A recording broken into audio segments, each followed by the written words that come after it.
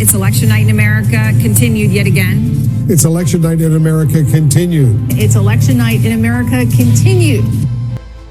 No, forget election night. It's now election month. How did election day become its own season? Arizona, Nevada, California, and a few other locations all around the country, the vote count is going on again and again and again in perpetuity. It's dragging on for days. It could even take weeks. I think that we'll see the lion's share here wrap up by early next week. Early next week, can you give me a day? Are we talking Monday? Or we? Maybe. As long as you won't hold me to it.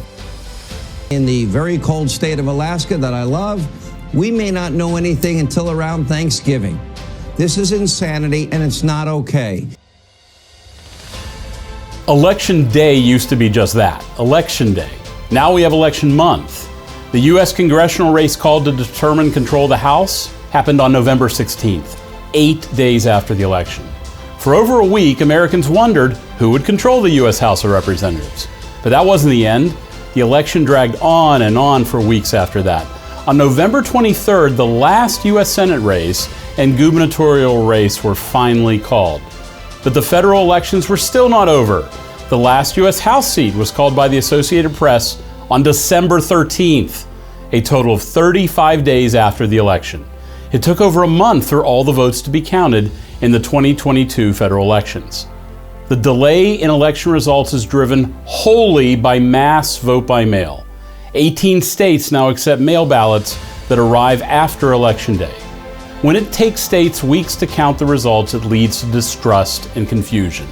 Americans deserve to know the results of their elections on election night. If a state like Florida, where millions of people cast absentee ballots, can get its results on election night, then so could the other 49 states. Our team at the Public Interest Legal Foundation is fighting to restore the day in Election Day. Under federal law, Election Day is the first Tuesday after the first Monday in November of every even-numbered year. Plain and simple, the law requires a single national election day. States like Utah, California, and 16 others are violating federal law by continuing to count ballots on and on after Election Day, sometimes up to 2 weeks. All ballots should be required to arrive and be counted by Election Day. That's why the Public Interest Legal Foundation is suing states to make this the law again. Join us in the fight to save Election Day. Help us stop another chaotic presidential election like we saw in 2020, and let Americans go to bed knowing who the next president of the United States is.